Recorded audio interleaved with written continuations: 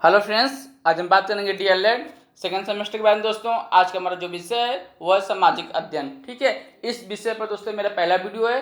ठीक है, इसमें दोस्तों हम लोग देखेंगे यूनिट फर्स्ट, भारत वर्ष में प्रथम साम्राज्य की स्थापना। हम लोग मौर्य साम्राज्य से स्टार्ट करेंगे क्योंकि ये आपका पहला यूनिट है। अगर आप मेरे चैनल पर नया तो मेरे को सब्सक्राइब भी कर लीजिए दोस्तों, क्योंकि मैं आप लोगों के लिए ऐसा वीडियो बनाता रहता हूँ। तो इसमें जो प्रमुख शिक्षा बिंदु जो हम लोग को पढ़ना है, एक नज़र देख लेते हैं चंद्रगुप्त मौर्य के बारे में। चंद्रगुप्त मौर्य की क्या उपलब्धियां थी और मेगास्थनीज कौन था, चंद्रगुप्त मौर्य का उत्तराधिकारी, इनके बाद इनका उत्तराधिकारी कौन बना, अशोक मौर्य प्रशासन, मौर्य साम्राज्य के पतन के कारण क्या थे। तो सबसे पहले हम लोग देखेंगे मौर्य साम्राज्य। भारतीय इतिहास में मौर्य साम्राज्य एक नए युग का क्रमबद्ध प्रारंभ करता है। ठीक है, मतलब भारतीय इतिहास में मौर्य साम्राज्य से ही एक भारत का निर्माण होता है। ठीक है, क्रमबद्ध तरीके से। मौर्य साम्राज्य के उदय के पूर्व भारत असंख्य छोटे छोटे राज्यों में विभक्त था। इसमें बताया जा रहा है कि जब मौर्य वंश का उदय हुआ, ठीक है, उस समय भारत में बहुत सारे छोटे छोटे राज्य में भारत क्या था, विभक्त था। ठीक है, मौर्यों ने एक केंद्रीभूत शासन व्यवस्था स्थापित की जो आज भी समयानुकूल परिवर्तनों के साथ विद्यमान है। इस वंश के प्रमुख शासकों में चंद्रगुप्त मौर्य, इनके जो बेटे थे बिंदुसार और बिंदुसार के बेटे अशोक, इनके नाम क्या उल्लेखनीय है। ठीक है, अब दोस्तों इसके बारे में और देखेंगे कि चंद्रगुप्त मौर्य के बारे में कि इन्होंने क्या क्या किया था। तो सबसे पहले देख लेते हैं इनकी कुछ जीवनी। चंद्रगुप्त मौर्य ने मौर्य साम्राज्य की स्थापना की। ठीक है, चंद्रगुप्त मौर्य ने ही मौर्य साम्राज्य क्या किया था, स्थापना किया था। उसके संबंध में डॉक्टर रमाशंकर त्रिपाठी, इनका क्या मत है, चलिए हम लोग देख लेते हैं। सिकंदर के चले जाने के उपरांत भारत के राजनीतिक गगन मंडल में एक नया सितारा निकला जिसने अपने प्रकाश से अन्य सभी को अंधकार में डाल दिया। ठीक है, इसमें दोस्तों जो रमाशंकर त्रिपाठी जी बता रहे हैं कि सिकंदर के चले जाए, जब सिकंदर पूरे विश्व पे अपना कब्जा करना चाहता था, लेकिन जब उसका युद्ध हुआ तो वो नहीं जीत पाया, इसलिए वो वापस चला गया। तो उसके चले जाने के उपरांत भारत के राजनीतिक गगनमंडल में एक नया सितारा निकला जिसने अपने प्रकाश से अन्य सभी को अंधकार में डाल दिया।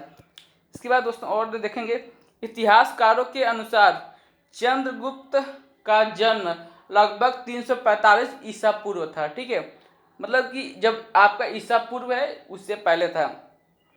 कहाँ पे हुआ था वो, मौर्य अथवा मौर्य वंश के क्षत्रिय कुल में हुआ था। ठीक है, क्षत्रिय कुल में हुआ था जो शाक्यों का एक शाखा था। ठीक है, अब देख लेते हैं इसमें और लाइनें हैं। चंद्रगुप्त मौर्य ने अपने साम्राज्य का विस्तार कर समस्त भारत को एक राजनीतिक सूत्र में बांधा। ठीक है, चंद्रगुप्त जो मौर्य थे, इन्होंने अपने जो साम्राज्य उसका इन्होंने बहुत विस्तार किया और एक राजनीतिक सूत्र में इन सबको बांध दिया। ठीक है, उसका साम्राज्य पश्चिम में हिंदू कुश पर्वत से और पूर्व में बंगाल की खाड़ी तक। ठीक है, इसमें बताया जा रहा है कि पश्चिम से हिंदू कुश पर्वत तक और पूर्व में बंगाल की खाड़ी तक तथा उत्तर में हिमालय से लेकर दक्षिण में मैसूर तक विस्तृत था। मतलब उसका जो साम्राज्य था इतने दूर तक क्या था, वो विस्तृत था।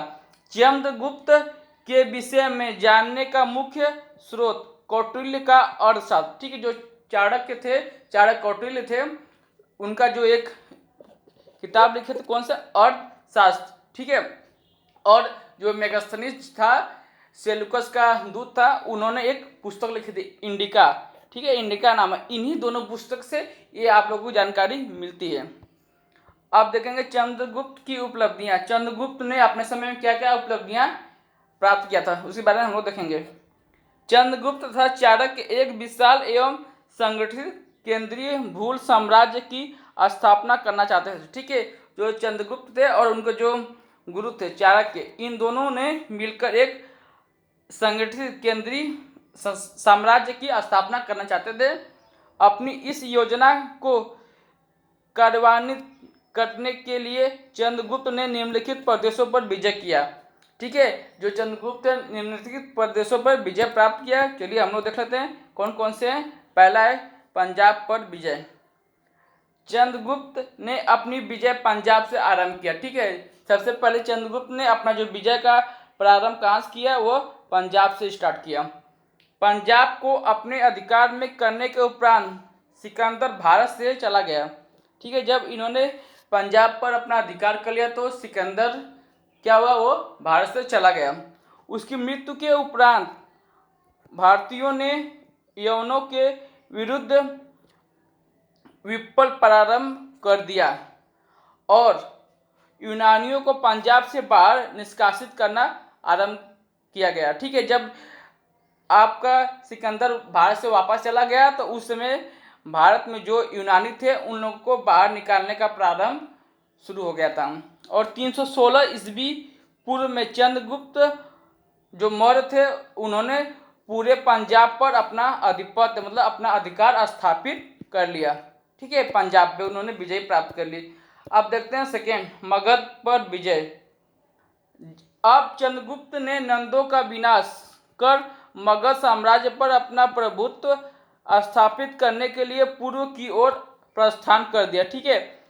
पंजाब जीतने के बाद चंद्रगुप्त मौर्य ने जो नंद वंश के थे उस पे अपना प्रभुत्व स्थापित करने के लिए वहाँ पे प्रस्थान कर गए और नंद राज के जो अंतिम शासक घनानंद थे उसको युद्ध में मारा और चाणक्य ने 316 ईसा पूर्व में चंद्रगुप्त को मगध के सिंहासन पर बैठा दिया।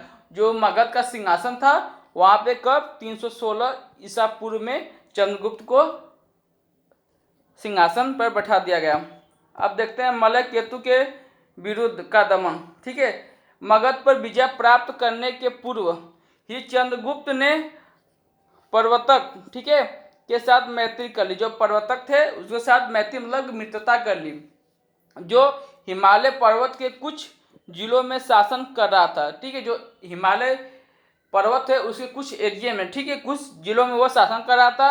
मगध पर जिस समय चंद्रगुप्त को विजय प्राप्त हुई, ठीक है, मतलब कि मगध पर जिस समय चंद्रगुप्त को विजय प्राप्त हुई उसके बाद ही प्रवर्तक की मृत्यु हो गई, ठीक है। वो जो प्रवर्तक था जिससे मैत्री किया था चंद्रगुप्त ने उसकी मृत्यु हो गई जब चंद्रगुप्त मगध को जीत लिया, ठीक है। उसका पुत्र कौन था, मलय केतु वहाँ का राजा हुआ। मुद्रा राक्षस, ठीक है, मुद्रा राक्षस नाटक से हमें पता चलता है, ठीक है। ये एक नाटक लिखा गया है, इससे हम लोग को पता चलता है कि मलय केतु ने नंदराज के मंत्री राक्षस तथा 5 अन्य सामंतों की सहायता से चंद्रगुप्त के विरुद्ध विद्रोह का झंडा खड़ा कर दिया, ठीक है।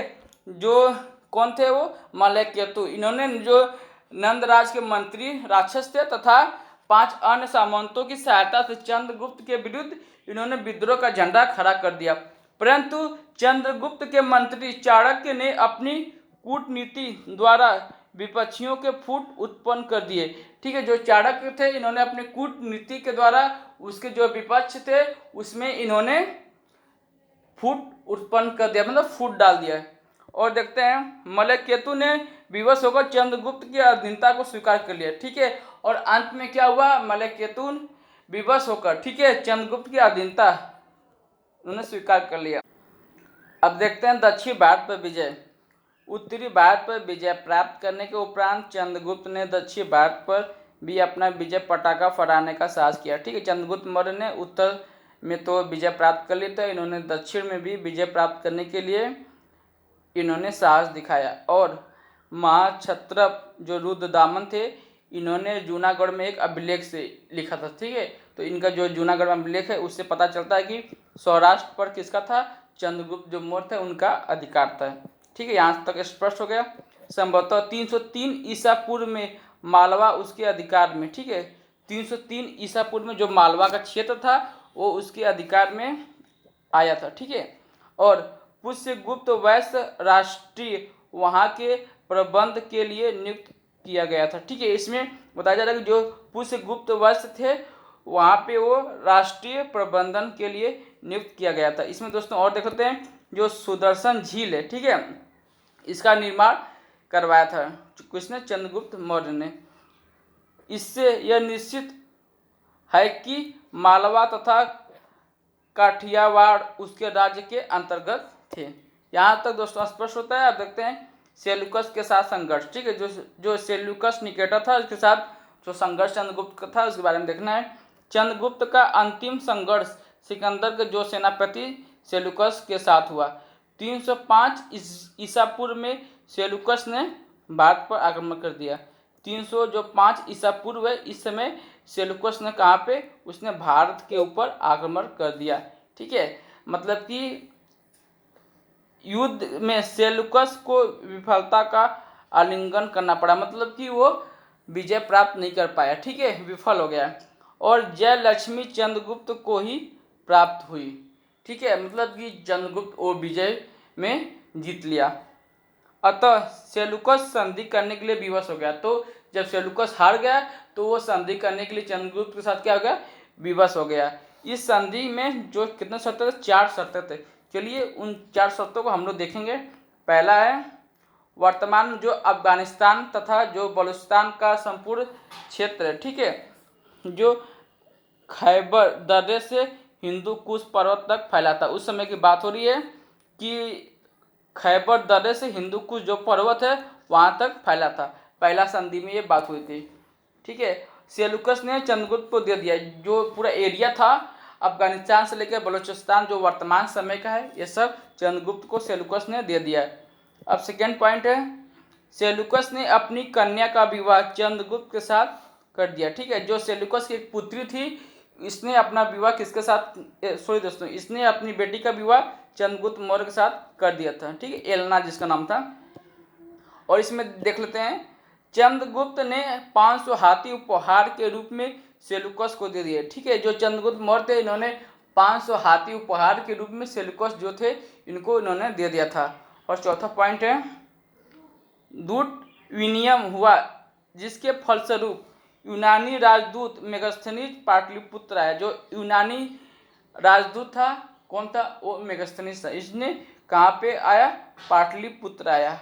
और चंद्रगुप्त की इस विजय का एक अत्यंत महत्वपूर्ण परिणाम यह हुआ कि उत्तर पश्चिम में चंद्रगुप्त की साम्राज्य की एक निश्चित वैज्ञानिक सीमा निर्धारित हो गई। ठीक है, मतलब कि इस जीत से एक यह फायदा हुआ चंद्रगुप्त की इसका जो साम्राज्य एक निश्चित सीमा तक निर्धारित हो गया, क्योंकि उसके साम्राज्य का विस्तार अब हिंदू कुश पर्वत तक हो गया था।